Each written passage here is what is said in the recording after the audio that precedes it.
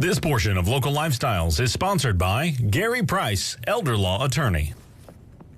You know, making plans of almost any kind can be challenging, but when it comes to estate planning and Medicaid planning, the challenges are, well, I'd say even greater, but thankfully Gary Price is here to walk us through the process. Good morning. Good morning. There's just a lot. It's just a lot, as we say. It's two entirely different conversations when you're talking about estate planning versus planning for Medicaid. And, you know, what I see often, the mistake people make is they go through the process and they have they work with an attorney, they have the perfect estate plan, right? They know exactly where their assets are going when they pass.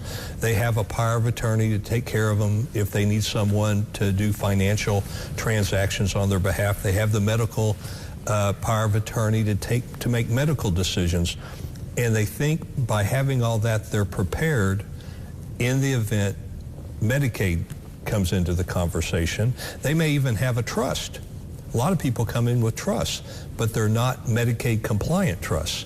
And so, like I said, the conversation is always different and the concentration is always different when we're doing Medicaid planning versus estate planning. Estate planning is important, but there's another part of that conversation, and that should be the Medicaid planning. Well, until I met you, I would have not thought of that as, you certainly want to disperse your property, dispense of your property in a certain way, but I hadn't thought about that. So why do we need to have that second conversation about Medicaid planning? If nothing else, there may not be anything to do right now, but you need to have the knowledge that, number one, just because we did this on the estate planning side, that doesn't mean you're taken care of on the Medicaid planning side. You just really need that conversation to get the knowledge to know what may be the next step if Medicaid is in the conversation. Well, are there forms to fill out now when Medicaid is not on the horizon, just to get that done, get that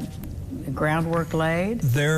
You know, it's really not a form, but the conversation would be a trust. Now, a trust doesn't fit everyone's estate or their resources. So, yeah, the conversation would be whether a trust might work for you with your investments and the stuff you own, but it doesn't work for everyone. So after that, probably there's not a form or document that needs to be signed or could be signed now that might protect later. There's probably not such a thing unless a trust might work.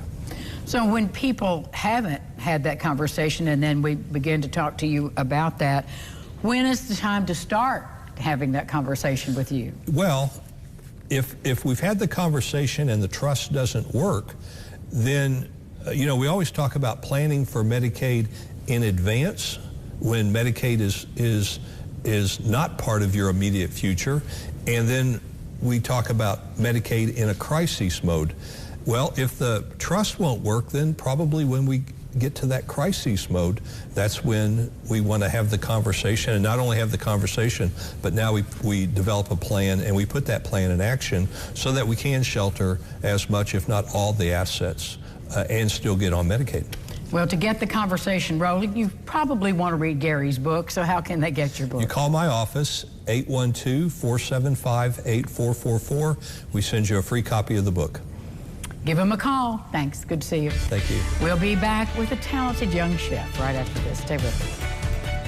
This portion of Local Lifestyles is sponsored by Gary Price, elder law attorney.